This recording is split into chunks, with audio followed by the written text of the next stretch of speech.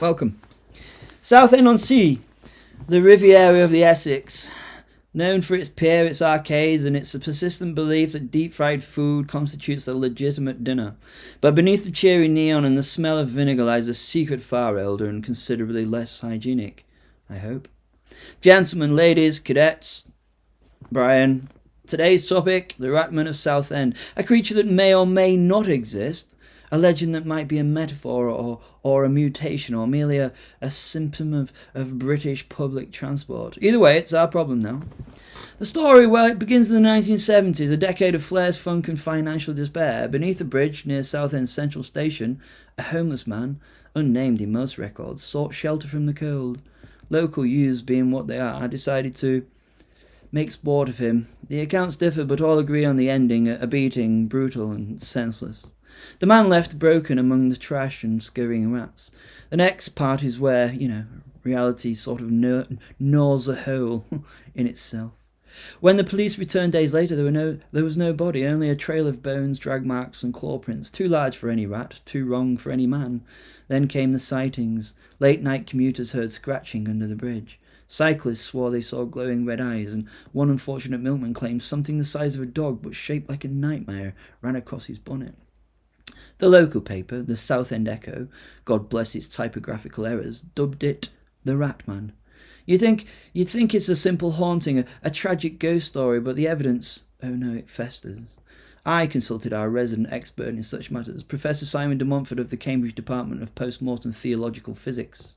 He insisted the Ratman is no ghost. According to him, what we have is a feral revenant. The ritual of agony that birthed it was not deliberate. It was emotional alchemy, a creature born of hunger, pain, and the last thought a man had before he died. The last thought being, let them know how it feels. That kind of thought in a place of suffering can bend the rules of existence just a little. The professor, in his infinite academic wisdom, suggested that if we ever attempt to locate the Ratman, we should send only vegans again. Apparently the creature reacts poorly to those who have dined on its smaller cousins. Yes, Jenkins, that includes you.